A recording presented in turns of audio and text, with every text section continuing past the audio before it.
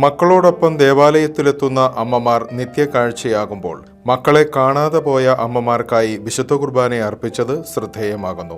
മെക്സിക്കോയിലെ ഗ്വാഡലുപ്പെ ബസിലിക്കയിലാണ് സവിശേഷമായ ഈ വിശുദ്ധ കുർബാന അർപ്പണം നടന്നത്. മയക്കുമരുന്ന് മാഫിയ സംഘങ്ങൾ തുടങ്ങി വിവിധ കാരണങ്ങളാൽ മക്കളെ നഷ്ടപ്പെട്ട നിരവധി അമ്മമാരാണ് വിശുദ്ധ കുർബാനയിൽ പങ്കെടുക്കാനെത്തിയത്.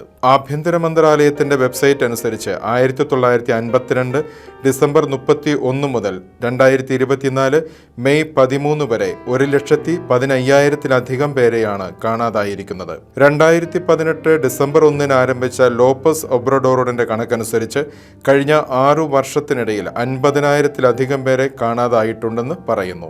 സർക്കാരിന്റെ കാര്യക്ഷമമായ നടപടികളുടെ അഭാവത്തിൽ കാണാതായവരുടെയും അക്രമത്തിന് ഇരയായവരുടെയും ബന്ധുക്കൾ ചേർന്ന് രൂപീകരിച്ച സംഘടന തങ്ങളുടെ പ്രിയപ്പെട്ടവരെ കണ്ടെത്തുന്നതിനുള്ള തീവ്ര അന്വേഷണത്തിലാണ്. മാലിന്യ കൂമ്പാരങ്ങൾ, രഹസ്യ ശവക്കുഴികൾ, വേശ്യാലയങ്ങൾ തുടങ്ങിയ അപകടകരമായ പ്രദേശങ്ങളിൽ പോലും തങ്ങളുടെ മക്കളെ തേടി ഇവർ അലയുകയാണ്. മെക്സിക്കോയിലെ സഹായമെത്രാൻ ബിഷപ്പ് ഫ്രാൻസിസ്കോ ജാവിയർ അസൈറോ വിശുദ്ധ കുർബാനയ്ക്ക് കാർമ്മികത്വം വഹിച്ചു. ഈ അമ്മമാരുടെ കണ്ണുനീർ കണ്ടില്ലെന്ന് നടിക്കാൻ സഭയ്ക്ക് ആവില്ലെന്നും നീതിക്കു വേണ്ടിയുള്ള അവരുടെ അന്വേഷണത്തിൽ സഭ എല്ലാ പിന്തുണയും നൽകുമെന്നും ബിഷപ്പ് പറഞ്ഞു. ഒരു വ്യക്തി പോലും കാണാതാകുന്നില്ലാത്ത ഒരു ദിനത്തിനു വേണ്ടി പ്രാർത്ഥിക്കാനും നീതിയോടും പൊതുനന്മയോടും സത്യത്തോടും കൂടെ ഒരു സമൂഹം നിലനിൽക്കാനുള്ള ശ്രമങ്ങൾ തുടരാനും ബിഷപ്പ് ആഹ്വാനം ചെയ്തു.